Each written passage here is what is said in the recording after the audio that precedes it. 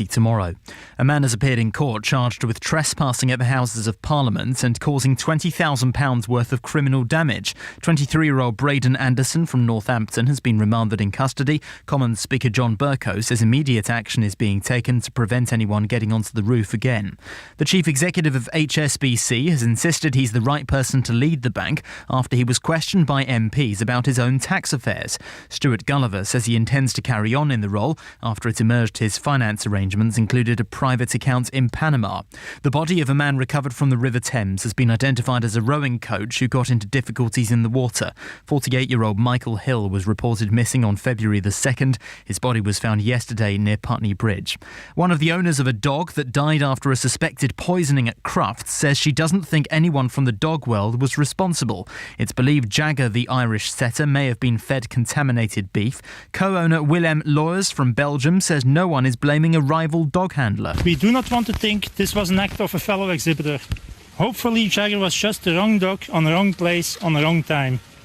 We certainly don't want our hobby to become a ground of suspicion. We can't and we won't think that this was the act of another exhibitor. Commuters are being urged to avoid London Bridge Station this evening after a broken-down freight train caused major disruption. Network Rail says Southern and Thameslink services to and from the station may still be delayed by up to 45 minutes. Stay with LBC for the latest travel news. The FTSE 100 closed down 35 at 68.76. And LBC weather, patchy rain around this evening for London and the southeast, but becoming dry and clear later. Lows of 6 Celsius. Showers across Scotland and Northern Ireland, mostly dry for England and Wales with a patchy frost. Very strong winds across the far north of the UK. Tomorrow largely dry and sunny and highs of 12 degrees. From Global's newsroom for LBC, I'm Simon Conway. I'm Joanne Webb. In the LBC Travel Centre at London Bridge, Southern and Thameslink trains are still delayed by about 45 minutes after the engineering train broke down earlier this morning.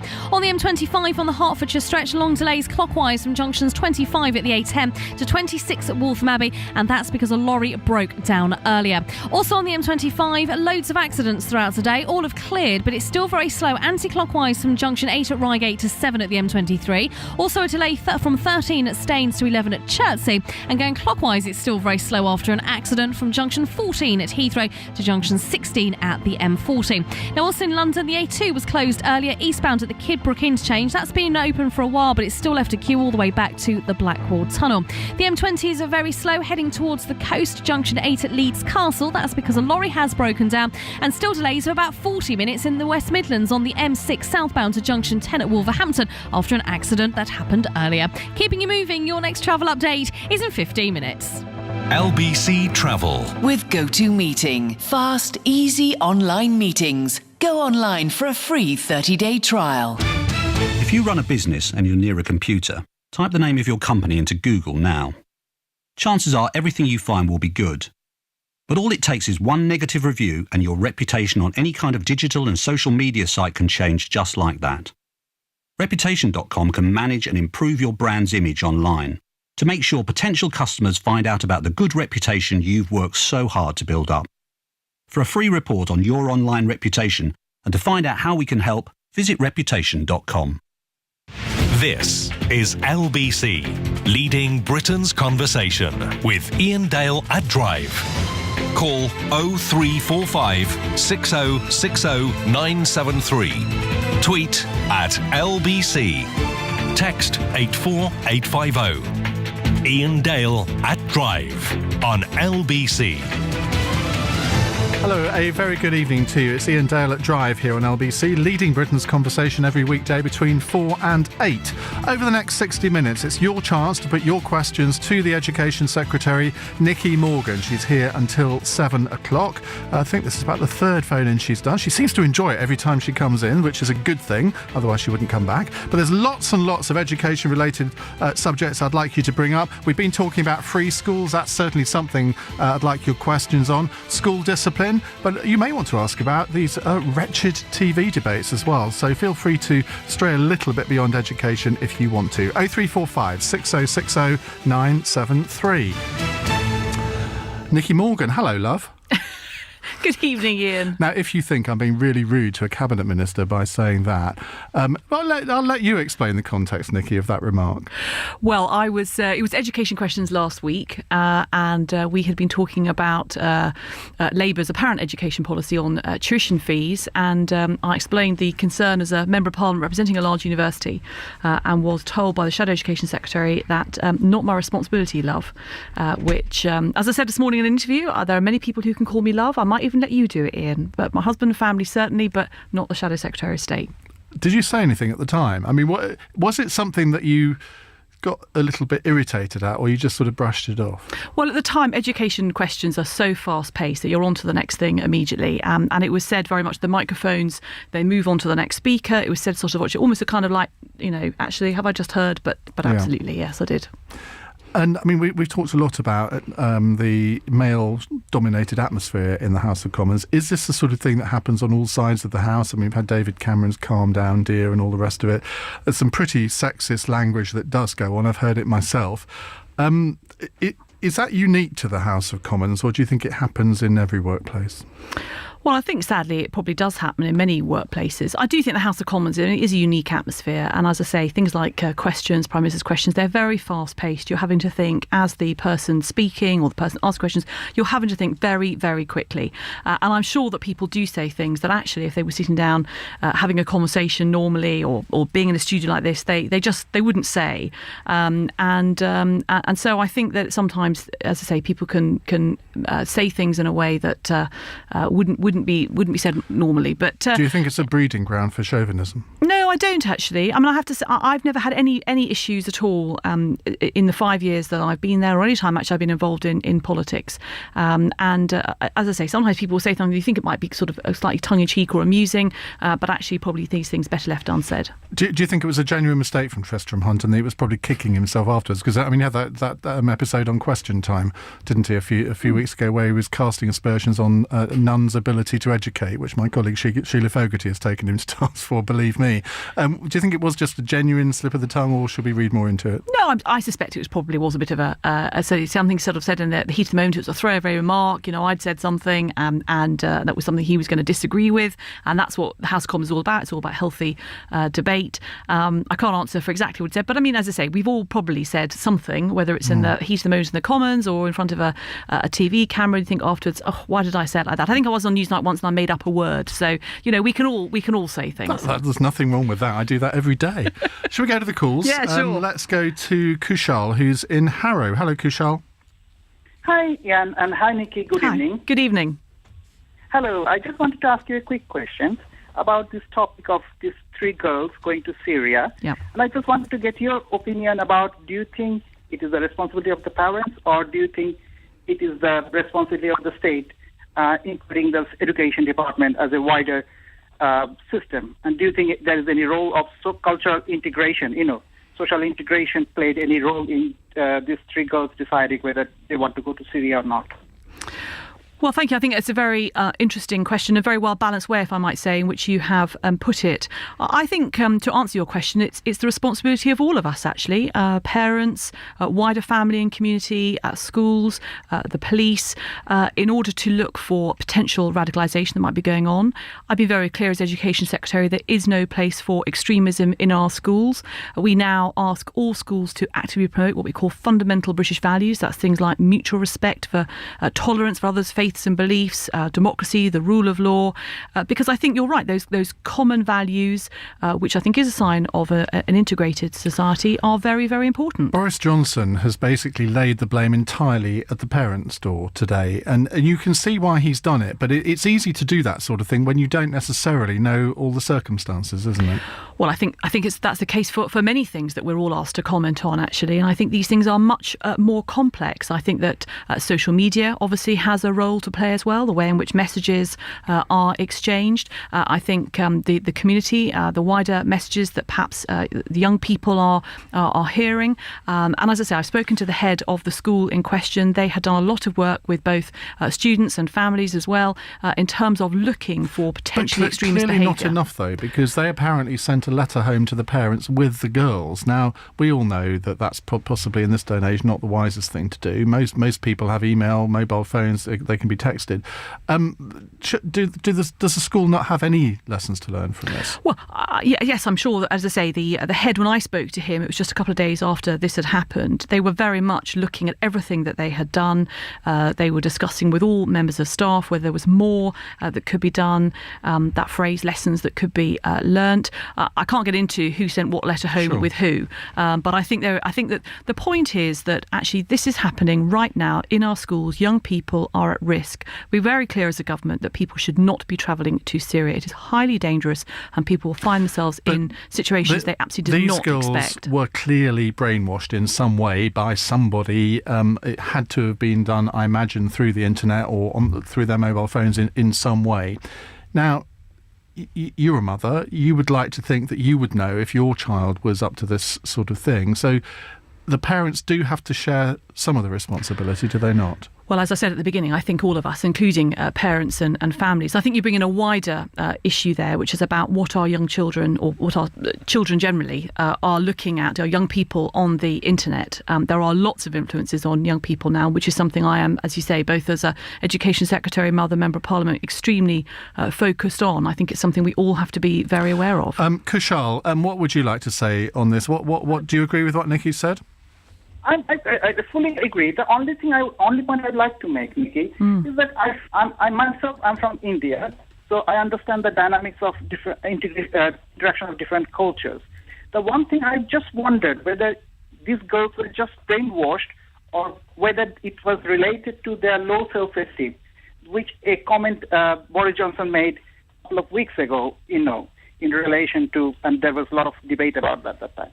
But whether not developing a positive confidence and positive identity, because these girls most probably grew up in a conflict. OK, Kushal, thank you for that. We've got an allied question from Naveed, who's in Hayes. Hello, Naveed.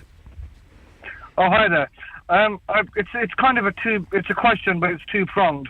What I wanted to ask was if you're aware of any other cases like this that are ongoing, and to what degree do you hold the parents responsible, considering children get up to all sorts of things behind their parents' back and right under their noses, Muslim or non-Muslim?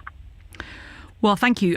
Firstly, in terms of other cases, I can't comment on anything else, but we set up in the department several years ago something called the Due Diligence and Counter-Extremism Group, for the reason that actually we wanted to make sure and wanted to start working with schools on the whole issue of extremism, radicalisation, the influences that students were receiving or could be exposed to as part of their schools. And obviously we saw, it is an unrelated issue, but we saw the events in Birmingham last year. We've learnt lessons from that.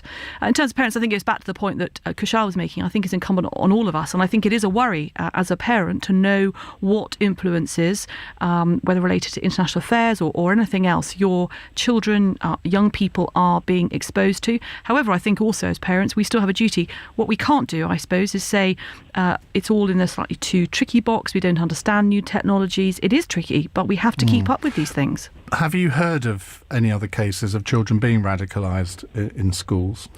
Well, as I say, we know that there was last year, for example, a small group of people in a set of schools who had an extremist ideology and who sought to take over those schools and to put their ideology... No, but I mean, that was quite a famous media story. This one has got a lot of headlines, but there may well be others that are not garnering the headlines, but probably come across your desk. Does that happen very regularly? It doesn't happen regularly. We are always on the lookout for it. And I think the wider point is that, of course, there is sadly always these possibilities. I mean, we're living in very uncertain times. And as I say, young people, whether it's Twitter or other social media outlets, can be very vulnerable. And I think the important point is, I think somebody's mentioned the word consent. They were young. And actually, I don't think the girls necessarily knew what they were going to... I think the point is, whether you're talking about any sorts of issues, actually, there's an age below which young people don't know we can't assume they know what they're doing, and actually we have to, as parents and responsible people, step in. I used the word brainwashing earlier. Actually, it's grooming, isn't it? It's a different form of grooming, the same kind of process that paedophiles use. Yeah. Yes, it is. And sadly, of course, events in the last week, we've also seen all the revelations, and we knew about them before, but continuing about child sexual exploitation. I think the important thing is our vulnerability of our young people, the fact that young people are exposed to lots of pressures and often forced to grow up very quickly. And do you think we're going to see a lot more of this sort of thing, unfortunately, over the coming years? That if we have this conversation in 2 years' time and you're still in your post, that this will be something that dominates your intro over the next 2 years? I do think that the influences on young people are going to, they are, of course, they're going to be very important. They are going to be growing in that importance. And I think leading on to that is, how do we equip our young people to be resilient and to cope with those pressures? I mean, there's always been issues. Is that where the prevent strategy has actually failed? Well, I think it has been successful, but I think it's difficult. It's uncertain times. These are fast-moving events, and I think that people will always try to stay one step ahead. Whatever you're talking about, there are very clever people out there who will seek to manipulate those who are more vulnerable. Nicky, you are here with me until 7 o'clock. 0345 6060 973. If you'd like to ask Nicky Morgan a question, lots of calls coming in already. This is LBC. It's 17 minutes past 6. News headlines with Simon Conway. The Education Secretary has told LBC everybody, not just parents, is responsible for protecting young people at risk of being radicalised online. David Cameron says Conservative plans to build 500 more free schools in England before 2020 will improve education standards. Commons Speaker John Bercow says there will be a full security report after an intruder managed to get onto the Houses of Parliament roof on Saturday. This is LBC. I'm Joanne Webb. In the LBC Travel Centre, well, Southern and Thameslink services remain disrupted at London Bridge after that engineering train broke down earlier this morning. Still delays of about 45 minutes on the services. Greater Anglia's services are in a bit of a mess at the moment. Southbound, they're not able to stop at London Fields and Cambridge Heath stations. That's after a signal failure, but now a tree's fallen onto the line at Stamford Hill. So there are delays of about half an hour via Stamford Hill. On the roads, on the Surrey stretch of the M25, ever so slow anti-clockwise from junctions 13 at Staines to 12 at the M3. And that was after an accident that happened earlier. In London on the A2 was closed earlier eastbound at the Kidbrooke interchange following a car which overturned. That's now back open. It's been open for a while, but still queues all the way back to the Sun in the Sands. Also in London, long delays on Peckham High Street in both directions, and that's because of the roadworks. On the M20, there is a queue going towards the coast at junction 8 at Leeds Castle. That's because a lorry has broken down. And in the West Midlands, delays on the M6 southbound to junction 10 continue of about half an hour. Keeping you moving, your next travel update is in 15 minutes. LBC Travel. With GoToMeeting. Cut your commute and catch up with your family. Neil Cashel, Vice President of Sales at DHL Express, gives advice to the Nectar Business Focus on Small Business competition winner. If you've got some key locations, key countries abroad that you think you're going to trade with, having a local language website makes a huge difference to the volume of trade that goes through, as well as being prepared to sell your goods and services potentially in foreign currencies. Visit lbc.co.uk to hear more and see how Nectar Business can support you. And enter to win a mobile office package worth £3,000. I know. The state pension is changing. I know. How much you get will still depend on your national insurance record. And it's being made clearer to help me understand. I know. I'll be able to see how much I'm likely to receive and understand what I can do to improve my state pension. I know. If you reach state pension age on or after the 6th of April 2016, you'll be part of the new scheme. Make sure you know the facts about the new state pension. Visit gov.uk/yourstatepension for more information. Remembering every phone number you've ever called is not impressive. What is impressive is remembering to call 118434 whenever you need a number. 118434. It's the handy number for handy numbers. Calls cost 76p plus £1.53 per minute from a BT landline. Other networks vary and mobiles cost considerably more. When it comes to driving in Old Blighty, you do things a little differently. There's not miles of long, straight roads over here, just roundabouts. Roads with barely enough room for a car, let alone the man in a van coming the other way. And of course, the speed bumps. Brilliant, isn't it? That's why the Volvo V40R design was tuned and tested to tackle those wonderfully British roads. And from just $269 a month with Volvo car leasing, it's even been tuned for the British economy. 3-year personal contract hire agreement with initial rental of £807. Offer ends May 31st, subject to status, mileage and return conditions apply. Visit volvocars.co.uk for more details. Book a test drive today at your nearest Volvo showroom. The Volvo V40R design, made in Sweden, tuned for Britain. If you're a mummy or a daddy and you smoke in the car, you probably don't know that over 80% of cigarette smoke is invisible. That means that even if you smoke out of the car window, smoke could be blowing back in and dangerous chemicals could still be getting into my lungs. Nasty stuff like carbon monoxide, arsenic and cyanide. If you could see all the poisons in your car, you wouldn't smoke. Search Smoke Free for free support. Iain Dale at Drive on LBC. 21 minutes past 6 here on LBC. You can watch us on lbc.co.uk. Nicky Morgan, why'd you laugh? Lots of people do, believe it or not. No, I remember. It's always slightly unnerving to think not only you've concentrating on what you're saying, but you've also got people looking just as well I put some lipstick on. Well, yes, Ed Balls was sat in your seat a couple of weeks ago, and I think he forgot he was being filmed when he was talking about his sex life, which he lived to regret. So let's move on from that and talk to James, who's in Kingston. Hello, James. Oh, hi there. Hello, what would you like to ask Nicky?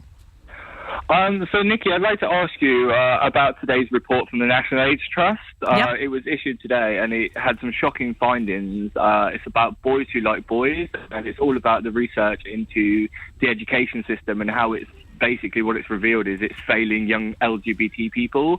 I'm just wondering, have you read the report? What are your thoughts, and what changes are the government going to make sure this is not going to happen in the future? Well, thank you very much for the question. I'm afraid I haven't had a chance to read the report, but I have to say I was pretty devastated, actually, by reading the article. We have prioritised, we have already made an announcement last year about a £2 million fund to tackle specifically homophobic bullying. We've had a lot of organisations actually come forward with some really good ideas. And last month I was at a Stonewall champion school, Eastbourne Academy, who were celebrating, it was the end of LGBT History Month. And it just showed actually how a whole school coming together. They had posters everywhere. They had talked about it in their PSHE classes, which they called Sphere, and they were all really engaged, regardless of whether they were gay or straight or trans. And I think it just demonstrates to me, and all the staff were incredibly engaged in it too, just how important it is the whole school gets together. And I think the sadness that I also identified in the newspaper article today was that the bullying or the name calling or whatever was coming not just from fellow students, it was also coming from adults as well, who frankly and teachers. Should know better. How on earth? One in five, I think. I think it's inexcusable. What should happen to a teacher who is found guilty of bullying or indulging in some sort of homophobic behaviour? Well, I think that is a matter that, first of all, I would like to see the head or the chair of governors take that incredibly seriously. They should be struck off, surely. Well, there are lots of grounds, and it's difficult for me to judge. If I said anything like that or live on the radio, I would be sacked. Why is it different for a teacher? Well, because there are grounds and there are employment rights and all sorts of things. So I'm not going to sit here and say that's it. Somebody's got to be immediately thrown out. But I think it is a very serious disciplinary offence. James, what do you think about that in particular? Well, I was the case study that was featured in the Independent. Oh, yes, I saw you, James. Yes, absolutely, okay. Yeah. Right. Yeah, so that was me. I was in the Independent. So personally, I didn't face bullying from teachers, but I did feel that the teachers' lack of knowledge and understanding of LGBT issues made them an unapproachable source to go to, and the report found that a lot of young people were turning to other methods, such as pornography, to find information about how to have like a healthy sex life, or how to deal with these issues that they're going through, because the teachers never spoke about it. Therefore, they don't feel they can approach them and bring up the subject. It's almost a taboo subject. Yeah. No. What's the one thing, James? You've got Nicky Morgan here speaking to you now. What's the one thing you would like the government to do to make it easier for people who follow in your footsteps? The biggest thing I feel is that teachers need to be better equipped to do their job and to support all pupils, not just LGBT pupils, but every pupil through whatever they're going through in life. And I think the training is the key thing that's needed. OK, James? Thank you, James. Very helpful. Yeah, I mean, I think that's right. I think you're right about teachers being equipped. I think often there's a worry about perhaps using the wrong language or opening up subjects they're not equipped to deal with, or people wanting to talk about specific issues. But I think you're absolutely right. That's very important. I will certainly take it away in terms of things like teacher training, but also I think just generally, actually, it's about saying, as you say, that young people must feel confident about having somebody to talk to. It's not their teacher, then it could be somebody else within the school that they feel they can go to. Harneet is in Surrey. Hello, Harneet. Hi. Hello, what's your question? I just wanted to raise the question about the free schools that are opening. And I'm aware that parents and governors are able to open these free schools. And I'm also aware that unqualified teachers are able to teach in these schools. And I'm wondering, how are they going to be able to teach adequate lessons when you're going to have the blind leading the blind? Well, thank you for the question, but I'm afraid I would have to disagree with you on that, your last assertion, because it's absolutely, there has to be evidence of parental demand for places, and in some cases it has been parents, but they're setting them up with, setting up a school is a big endeavour, and actually I think that parents are working with charities, organisations, existing teachers and others to set these schools up. In most cases, actually, they're often set up by people who have their own teaching experience. They've decided they want to set up their own school because they have a particular passion for something. So it might be, for example, we've seen about 17% of free schools. Perhaps it might just help if I explain. A free school is a new school that is being set up. They get the funding direct from the Department of Education after a very rigorous due diligence process. But it's set up because people feel that they haven't got confidence perhaps in the places that are available locally, or there are insufficient places available locally. In terms of unqualified... Sorry, please go on. Yeah. You just contradicted yourself, though, because these schools are able to hire unqualified teachers, and you've just then spoken to the person who was on the phone earlier, just before me, and you were talking about how the training is so important. And I'm actually a teacher myself, and the training is important, and maybe it needs to be more rigorous, where I think it's rigorous enough, whereas I personally believe you need things like counsellors and other people in schools to actually help with those issues, whereas especially in a secondary school, you've got subject teachers that are responsible for subject areas, and I think you need qualified teachers or counsellors to deal with those other issues that you were talking about with the previous caller. But you've just contradicted yourself within 10 minutes. You were saying that... Okay, no, well, we got that point. Just to answer that point about... You did say to James in Kingston that teachers needed to be trained properly to deal with homophobic incidents. Surely they also need to be trained properly to deal with their own subject. Well, what we want is subject experts, and actually the whole point about those, and actually it's a very small proportion, about 3% of people working in schools who aren't qualified teachers. They haven't achieved QTS status. That doesn't mean that they haven't perhaps worked in schools before, but actually I am not going to tell the person who's been, for example, an engineer for 25 years, who's going to come in and inspire young people in a design and technology class, that actually I'm not going to say to the head and the teacher, no, you can't have that person in. And what I was saying before was about the importance of all people working in schools. Let me just finish. I was just saying the importance of all people working in schools, for example, to be trained or to feel confident about tackling an issue like bullying, homophobic bullying, somebody wanting perhaps to come out to them. That is a completely separate issue from somebody being qualified in their subject. Hani, how do you answer the point, though, that there are in private and public schools, never know quite how to call them, but let's say public schools, there are teachers who haven't been trained in the same way that you clearly have been, and yet that they are sometimes some of the most inspirational teachers? It's because they're a private school, and I guarantee you that those teachers have been given the appropriate training. They don't work under the conditions of normal school teachers. I've worked in a number of different schools, good schools, bad schools, or however you want, challenging schools, however you want to phrase it. And ultimately, in a private/public school, you teach 15 hours a week. And I know that. I know for teachers teaching in public schools.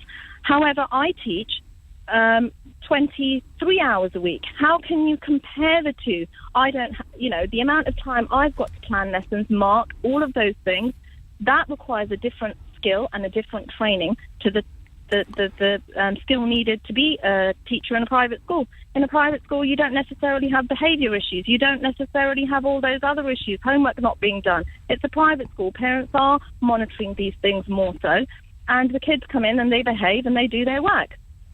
I suspect, Talneet, you're not going to be won over to Nicky's case on free schools. I can tell that. But that it is a fair point about teacher training. I think that's what a lot of parents struggle with in free schools. And I was talking to a head of a new free school in Woking that's opening in September. She says that all of her teachers are going to be fully trained. Now, if she's saying that, I think there'll be a lot of parents who think, well, if she's saying that, why aren't they insisting on that for all the others? Well, because at the end of the day, the whole point about setting up these new schools, giving heads and teachers powers, is exactly that, is to allow that head teacher in Woking or Haringey or Northampton or Brentford and Isleworth, as we saw this afternoon, to have that freedom. I trust them to run the schools in the best way. They know the children, they know the circumstances in the local area, they know the challenges, they know best who to recruit, have the best possible staff. Because I go up and down the country visiting schools and I meet dedicated, hard-working, professional staff, teachers in schools all the time, and they all come from a variety of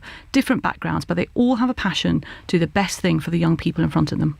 Right, we have 30 more minutes. Lots of calls coming in, which is great news. 0345 6060 973. Remember, you can watch us at lbc.co.uk. I'm Iain Dale at Drive. LBC News Time, it's 6:31. News headlines with Simon Conway. The Education Secretary has told LBC schools have a responsibility to ensure children aren't radicalised. This is happening right now in our schools. Young people are at risk. We're very clear as a government that people should not be travelling to Syria. It is highly dangerous. Nicky Morgan says there is also a duty with parents, police, communities and everyone to ensure young people don't turn to extremism. London Mayor Boris Johnson says the responsibility lies primarily with parents. Teachers' unions say Conservative plans to open more than 500 new free schools in England by 2020 are worrying for parents and taxpayers. David Cameron says free schools are more likely to be judged as outstanding and will create 270,000 new places. The owners of a dog competing at Crufts that died after a suspected poisoning say they don't think a fellow competitor was responsible. 3-year-old Jagger died after he came second in his class last week. And Apple has revealed its first ever smartwatch. Chief Executive Tim Cook says it can be used to get through security at airports and as a room key in some hotels. LBC weather, patchy rain around this evening for London and the southeast, but becoming dry and clear later. Lows of 6 Celsius. Showers across Scotland and Northern Ireland. Mostly dry for England and Wales with a patchy frost. Very strong winds across the far north of the UK. Tomorrow largely dry and sunny and highs of 12 degrees. From Global's newsroom for LBC, I'm Simon Conway. I'm Joanne Webb. In the LBC Travel Centre on the train, Southern and Thameslink services still badly affected at London Bridge after the engineering train broke down earlier this morning. Still delays of about 45 minutes. Greater Anglia services are not able to stop southbound at both London Fields and Cambridge Heath stations following a signal failure. And then services via Stamford Hill are delayed by about half an hour because a tree has fallen onto the tracks. On the roads, long delays on the M25 going clockwise towards junction 15 at the M4. And this is because of an accident where one lane is closed. And then also on the Surrey stretch anti-clockwise, it's slow from junction 13 at Staines at 12 at the M3 after an accident that happened earlier. In London, there are long queues on the A4 going westbound from West Kensington to Hammersmith to the flyover, and that's because a car has broken down. And a bus has broken down in London on the A11 Whitechapel High Street, causing queues eastbound. In Bristol, there are delays on the M5 northbound heading towards junction 16 at the A38, and that's because of an accident. Keeping you moving, your next travel update is in 15 minutes. LBC Travel With Go-To Meeting, where there's always a seat for you. Whether you're a butcher, baker, bar owner, jeweller, architect, mechanic, cat groomer, IT consultant, malt producer, tree chopper, bespoke dog suit maker, exotic fruit seller, onesie tailor or pig breeder, employers across the UK, however small the business, will soon have to provide a workplace pension, even if you employ just one person. It's the law. Act now and find out when this affects you. Search the Pensions Regulator. Workplace pensions. We're all in. The Pensions Regulator is empowered by the UK government to regulate workplace pensions. If you're buying a new car this spring, make sure it has digital radio. Ask your car dealer or visit getdigitalradio.com. If you love radio, go digital. Have I got PPI? I was able to start my own business with the money, and the rest I've kept in the bank for a rainy day. I'd advise anyone who hasn't yet claimed to just do it. They even find out all the information for you. Find out if you've got a payment protection insurance claim with haveigotppi.com. Text FIND to 80800. Have I got PPI.com? That's FIND to 80800. You join us at our local Fiat dealer, where I'm about to save £1,450 and get a £1,400 deposit contribution with the Fiat Panda Pop. That makes you a pop star, Barry. I'll be saving £2,235 by driving away in a Fiat Punto Pop Plus with alloy wheels, manual air conditioning and Bluetooth. Well worth a punt, Steve. Amazing spring deals. Money off. Game on. Limited availability. Visit your local dealer between the 16th of February to the 31st of March. Terms and conditions apply. Representative 6.9% APR. Finance subject to status. Fiat Financial Services. Savings represent the discount off the on-the-road prices. To the wheelbarrow race winners and the Sunday League smashers, the chainsaw juggling champions and the sword scoffing masters, to the triathletes, the mathletes, to all of our fellow number ones, we say, boom! You did it, and so did we. O2 has been ranked #1 network for customer service satisfaction by Ofcom for the 6th time in a row. O2, be more dog. I was first told I had osteoarthritis 10 years ago. My knees were so painful that my doctor kept increasing the strength of my pills. At the first time the therapist fitted me with the APOS therapy device, I was taken aback. There was no pain in my knees. I can now walk a lot better than when I started. If, like Judith, you're suffering the agony of knee pain and looking for lasting relief, call APOS Therapy for a free assessment. APOS Therapy is a non-surgical, non-drug and clinically proven treatment for worn, damaged and arthritic knees. With thousands of patients successfully treated, call APOS Therapy for your free assessment on 0800 909 8009 or visit apostherapy.co.uk. Results may vary. Employers across the UK, however small the business, will soon have to provide a workplace pension. It's the law. Act now. Search the Pensions Regulator. Workplace pensions. We're all in. Iain Dale at Drive on LBC. 6:37 here on LBC. We have Nicky Morgan, the Education Secretary, with us taking your calls. It'll be her final phone-in with us before the election campaign starts. We hope she might visit us during the election campaign, but no, I don't think we can do them for an hour then. Let's go to your calls. Brian is in Basildon. Hello, Brian. Oh, hello. Yes, Nicky. Good evening. I believe that all grammar schools are rated as outstanding, aren't they? No, I'm not sure I can. I mean, I think all grammar schools are very good, but I'm afraid I can't actually confirm that. I just don't have that stat in front of me. But they are all inspected in the same way exactly by Ofsted. I mean, but I know that they are hugely popular. Yeah, well, they are popular, as you know. Yeah, I mean, I managed to pass 11 plus and get to a grammar school, and it certainly benefited me. My son passed and couldn't get to a grammar school because of lack of places, and he's outside the area. I'm just wondering, are you planning a similar expansion of grammar schools as these free schools? Well, grammar schools, as they're very, like all good schools, are able to apply to the department to expand, and that's the important point. We do want all good schools to expand.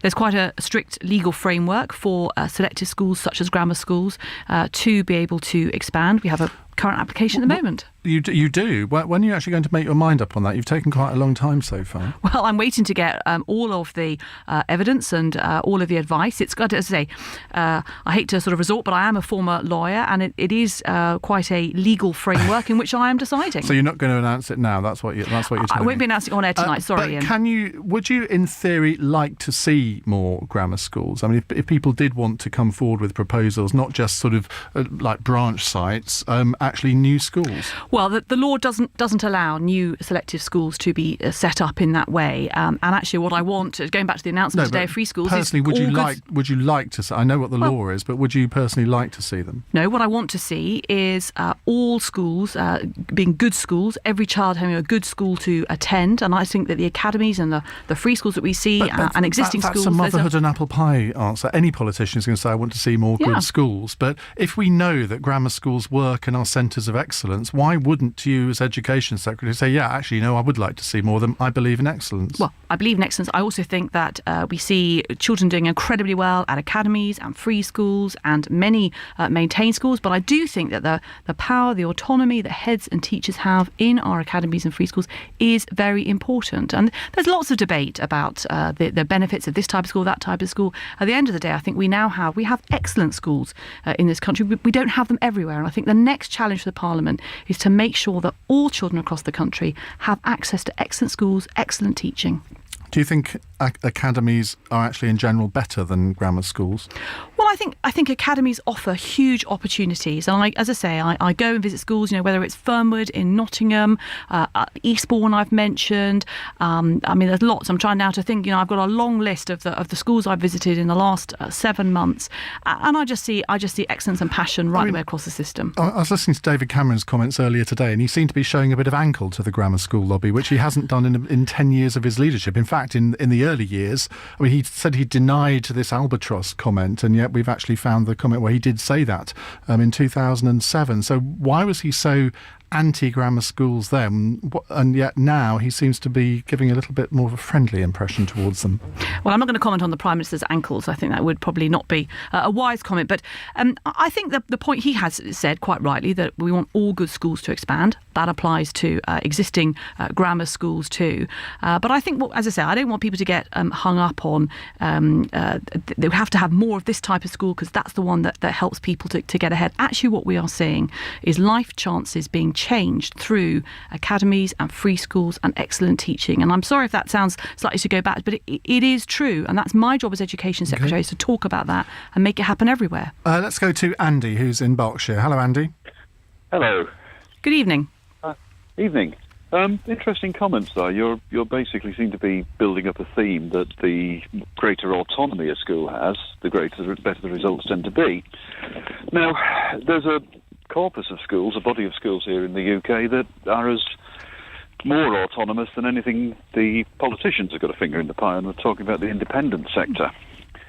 And if you look at the contribution that the independent sector makes in terms of things like our PISA scores, or if you go to the Russell Group universities, look at the STEM, the undergraduate intake for the STEM topics, which we desperately need, there's a disproportionate representation of the independent schools. Yet you're absolutely silent on them. You do absolutely nothing to encourage the sector, and yet there's a huge resource there.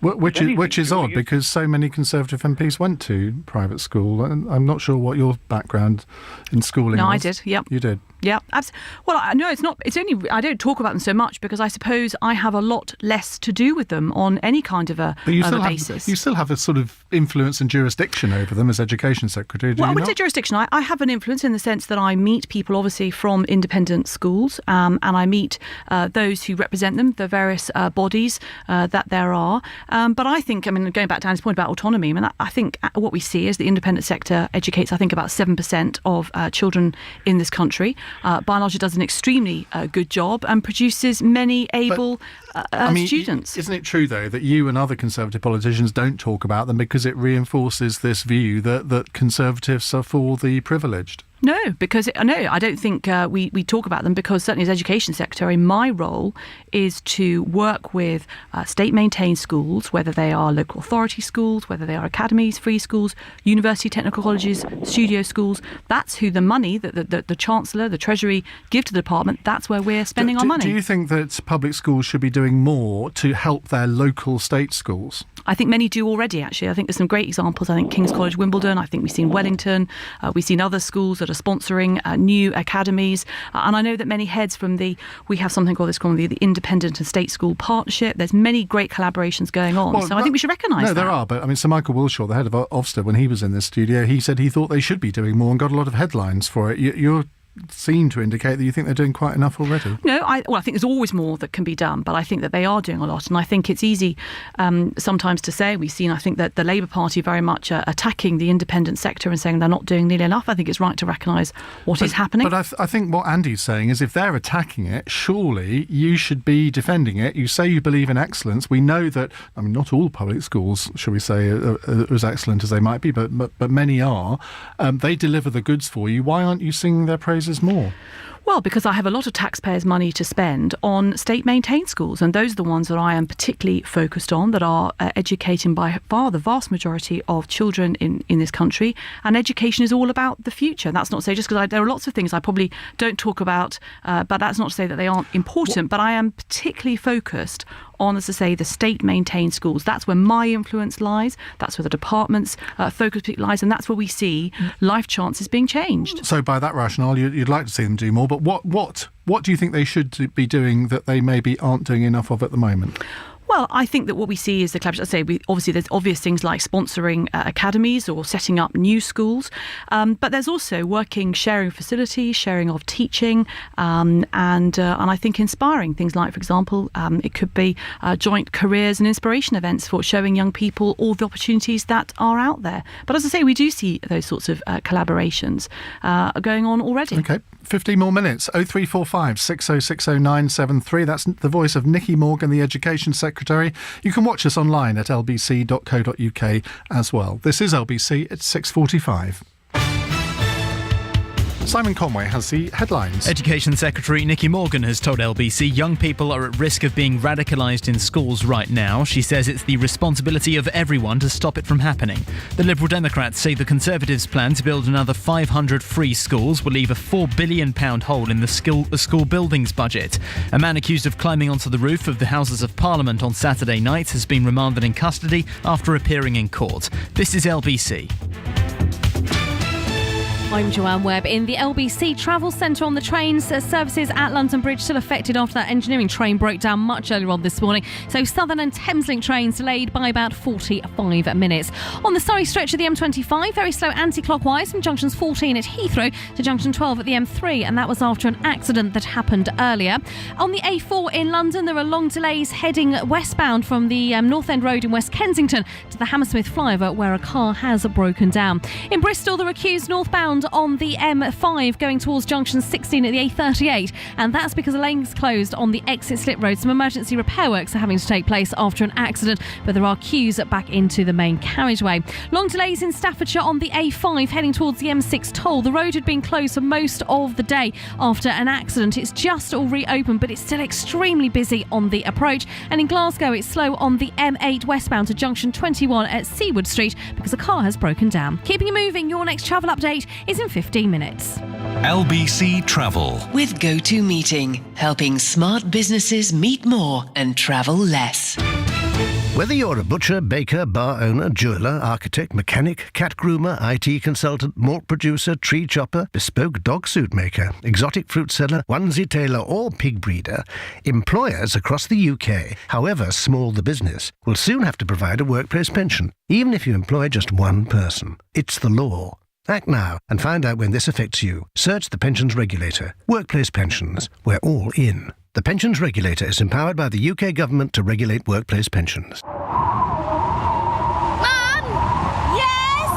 There are penguins in my room! Nobody wants to wake up to a chilly home. So if your boiler breaks down, it's good to know that British Gas engineers are only a phone call away. And that 92% of our surveyed home care customers would recommend our services. To find out more, call 0800 009 4747 or search Home Care from British Gas. Conditions apply. Is it just me, or are there more germs in this carriage than passengers? Seriously, a packed doctor's waiting room is a healthier place to be. Too late! Whatever's catching, I've definitely caught it now. Sick of commuting? Try video meetings using Citrix GoToMeeting from home. Save time, money, and your health. Start your free 30-day trial now. Visit gotomeeting.co.uk. I know. The state pension is changing. I know. How much you get will still depend on your national insurance record. And it's being made clearer to help me understand. I know. I'll be able to see how much I'm likely to receive and understand what I can do to improve my state pension. I know. If you reach state pension age on or after the 6th of April 2016, you'll be part of the new scheme. Make sure you know the facts about the new state pension. Visit gov.uk/yourstatepension for more information. If you need a full set of teeth replacing, now there's an alternative to the discomfort of dentures or the lengthy, painful treatment of traditional implants. I'm Dr. Michael Zibitz, dental specialist at TDC Implant Centre, and our award-winning new procedure could give you a full set of beautiful fixed teeth restored in just one day. Contact us now to find out more. See smileinaday.co.uk or call TDC Harley Street on 0203 7334 986. 118434, the handy number for handy numbers. Calls cost 76p plus £1.53 per minute from a BT landline. Other networks vary and mobiles cost considerably more. Employers across the UK, however small the business, will soon have to provide a workplace pension. It's the law. Act now. Search the Pensions Regulator. Workplace pensions. We're all in. Iain Dale at Drive on LBC. 10 to 7 here on LBC. Tom in London Bridge has texted this. The Prime Minister promised openness and transparency and that no stone would be left unturned in investigating allegations of a Westminster paedophile ring. The Cabinet Office has found 4 declassified files relating to politicians abusing children. Why haven't they been made public? Should they be made public? Nicky Morgan. I think there are very strict legal reasons because of an ongoing investigation about the files, and the Cabinet Office have searched very carefully those that have been released and ones that can be released. But I entirely agree. I think we all agree, and Theresa May could not be clearer about the need for openness and transparency. But there will be some things because of either sensitivity or because of ongoing investigations that cannot at this time be released. Well, that word sensitivity is key here, isn't it? Because we read in the Mail on Sunday over the weekend that they've been trying to get the Cabinet Office to release a file on Cyril Smith. They put in freedom of information requests over the last 2 years, I think, and only now have they agreed to do that because it was politically embarrassing. Margaret Thatcher apparently knew what the rumours were about Cyril Smith and still gave him a knighthood. Well, that is what people are conjecturing. Yeah, I think that the whole thing is going to be extremely unedifying, and it's going to bring lots of revelations. But it is absolutely right. I have somebody who has been a victim of historic abuse, who is a constituent who feels very passionately about this. We've had a lot of conversations. He now wants the inquiry to get on, so that all these things can be out in the open, and there can be more explanations. Do you think it's important that in the end all of these things do need to be put out in the open? You remember David Cameron said years ago, sunlight is the best form of disinfectant, and yet the government machine, and I don't know whether you can relate to this, sort of having been in the job for what, 8 months? About 8 months. Yeah, 7 months, yeah. I mean, sort of, do you find difficulties with the government machine in this? The default reaction of civil servants is to keep everything under wraps? There can sometimes be an initial reaction like that. I mean, I was in charge when I was in Treasury of FOI, Freedom of Information Act requests, and there's no doubt that sometimes it's, we're not sure this is a very good thing to release, and I think that's why it's incumbent on us as politicians, those who go out and talk to people all the time, to our constituents. We have surgeries and everything else, to say sometimes no, to challenge that. Right, let's go to another call. Rosie is in Tamworth. Hello, Rosie. Hi. Hello. What's your question? I'd like to ask Nicky what her department are going to do about the inconsistencies in the school admissions code, and more so the summer-born guidance. Children are being forced to skip a year when starting at compulsory school age and go straight into year 1. My daughter has just been agreed a reception start at compulsory school age. However, now we're being threatened that she'll be forced to miss a year at any point during her education to be returned to her correct chronological age group. And different decisions are being made in different counties by different people on the same children, and there's real consistencies across the board, and I think it needs some clarity. I agree with you. I think it does need some clarity. The Education Select Committee is currently looking at this, and one of the ministers, Nick Gibb, gave evidence to the Select Committee last week. I want to see what they say. I've got a constituent who also has been very affected by this. I hear what you say about, I certainly agree with you about clarity. I hear what you say about consistency. The only thing I would say, and this is what my constituent had said to me, was that she wanted the right decision for her children rather than having a set of inflexible rules. And there may be some children, I mean, I think in her case it was children who were born very prematurely. Actually, as it turns out, they have matured as expected, and they would be ready to start school. But she wanted the ability to make that decision. And I do think, actually, let's see where we get to the Select Committee and everything else, but I think the important thing is that local authorities, admissions authorities, work with parents. Again, you know best your children. And I think there has to be some give in the in the system. Having said that, it is very difficult coming up with, as a department or as a local authority, coming up with rules which work given the different circumstances of people's lives, when children are ready. I don't want to be overly prescriptive, but I also recognise the difficulties faced by local authorities. I mean, you tell me. I mean, what would help in your case? Is it a question? I mean, firstly, have you spoken to your local member of parliament? Have you made the case? Got them to make the case? Okay, to the local authority and to councillors too. I mean, what would be? Is it a question that you would like the local authority to be more flexible? I think nationally, I think there needs to be, I know Nick Gibbs said last Wednesday in the Education Select Committee that parental preference is the key, and there are lots of counties that aren't, taking that on board. And I submitted my case without any exceptional circumstances, with no professional evidence, and a reception start was agreed. Whereas 10 miles down the road, another family who had bundles of professional evidence, it was refused. So, it doesn't make sense, and it's unfair. Okay. Rosie, thank you very much for raising a really important subject. I know whenever we've talked about it on the programme, it gets a massive response. Let's go to Shuvik, who's in Bromley. Hello, Shuvik. Oh, hello. Hi there. Hi, good evening. I'd like to ask... Hi, Nicky. Yes, I'd like to ask you whether you're concerned about the local authority, the cuts to local authority budgets, and how they and the closure of libraries, how they will affect the literacy, the attempts to improve the literacy of British children. Well, there's no doubt we've faced some very difficult economic circumstances in this country. We had the last government had been consistently spending more than they were getting in taxes for a long time. That left us with the deficit, and that therefore has meant that, as I say, I was a former Treasury Minister. We have made difficult decisions which applied across government, including local authorities. That's what you're saying. Well, I mean, I think that we shouldn't shy. I think we've taken decisions for absolutely the right reasons, which is we have to get our economy back on an even keel. We cannot leave our children with this debt.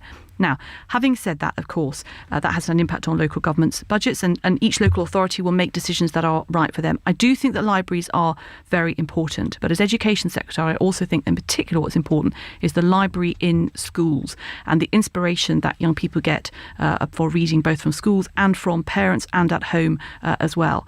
And I do think that the local authorities have to make the right decision for their local area. Now, we're reaching the end of the hour. I want to squeeze two more questions in. Rachel is in Ealing. Hello, Rachel. Hello, hi. I just wanted to ask a question around the documentary that caused a lot of controversy last week, India's Daughter. I mean, my first question is, did you watch it at all? Or? I would love to have time, Rachel, to watch TV, but sadly not. Well, it is available on the iPlayer. I would love. I'm not sure, between hours of 3 and 4 in the morning, maybe. I mean, yes, it's something I am aware of it. Absolutely. Because we discussed this for an hour on the programme last week. I don't know, Rachel, if you heard that discussion, but it was an astonishing hour with British Indians phoning in with their perspectives on it. And I mean, Rachel, you tell us what was your conclusion? I mean, I'm actually a British Indian myself. I'm in my early 30s. Parents came from India, etc. I mean, 2 points very quickly. I think India were totally wrong for sort of banning the documentary.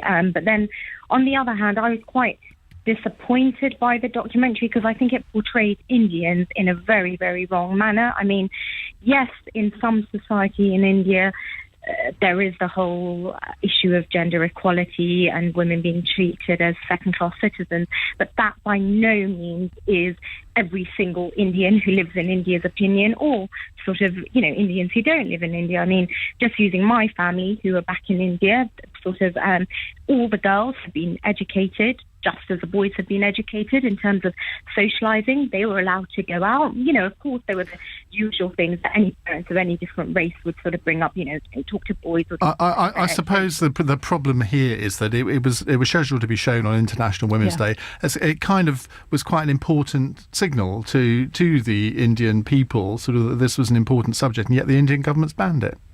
Well, of course, it's an important subject, an appalling crime that took place.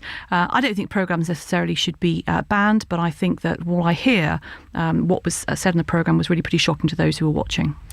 Quick call from Paul Mudd, who's at Heathrow. Very quickly, if you would.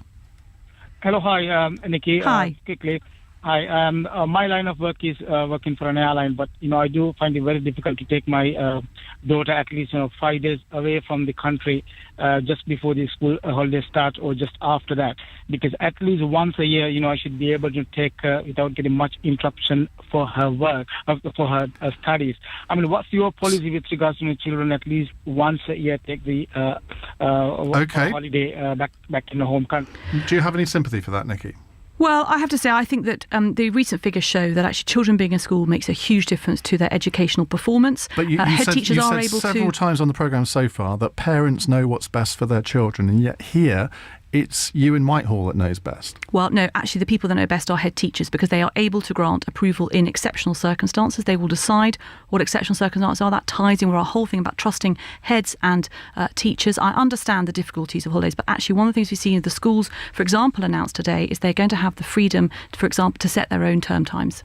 Well, there you go. You've heard it sort of first here. Nicky Morgan, thank you very much indeed for joining us over the last hour, and indeed the various phone-ins that you've done over the last few months with us. We hope to speak to you during the election campaign. That's Nicky Morgan, the Secretary of State for Education. This is LBC at 7 o'clock. On FM, online, on your mobile and on digital radio. Leading Britain's conversation. This is LBC. From Global's newsroom at 7 o'clock, the Education Secretary has told LBC young people are at risk of being radicalised in schools right now. But Nicky Morgan says everyone has a duty to stop it happening. It's the responsibility of all of us, actually, parents, wider family and community, schools, the police, in order to look for potential radicalisation that might be going on. These things are much more complex. I think that social media obviously has a role to play as well. She says there may be lessons to learn after 3 East London schoolgirls travelled to Syria to join IS extremists following one of their classmates who'd gone already. The Liberal Democrats say David Cameron's plans for another 500 free schools in England will leave a £4 billion